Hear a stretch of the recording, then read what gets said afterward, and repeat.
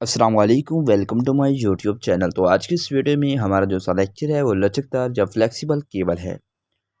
तांबे की बारीक तारों को मुख्तलिफ तादाद है, यानी कि उसका जो कुतर है वो 0.0076 कुतर होता है या इंच होता है, जो नरम लचकदार तार का होता है। मुख्तलिफ तादाद में बाहम मिलाकर और रस्सी की तरह बाल देकर इनके ऊपर अगर नरम प्लास्टिक की इंसुलेशन चढ़ाकर उन्हें बांध दिया जाए तो ऐसे केबल को फ्लेक्सिबल केबल कहा जाता है।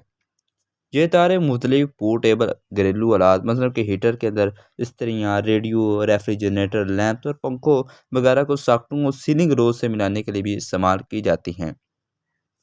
लचकदार तारों में लचक फराहम करने का मकसद घरेलू आलात को हैंडल करने में आसानी पैदा करना और वायर को टूटने से बचाना होता है। तो फ्लेक्सिबल वायर इसका जो डाया है वो 10/0.0076 है, या आप जो भी ले सकते हैं डाया, यानी 14/0.0076 या 23/0.0076 ले सकती हैं। तार का तरह डाया फ्लेक्सिबल वायर का होता है, जिनका मतलब ये होता है कि वायर में 10 या 14 या 23 कापर वायर के स्टैंडर्ड हैं, जिनमें से हर स्टैंडर्ड रेशे का डायामीटर 0.0076 इंच है।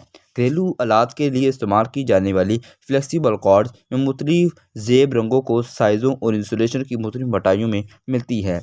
इन वायर को आम तौर पर फिक्स्ड वायरिंग के लिए भी इस्तेमाल नहीं किया जाता, ताहम बाज़ औक़ात इन घरेलू कंड्यूट वायरिंग और प्लेट वायरिंग में आर्जी तौर पर इस्तेमाल किया जाता है।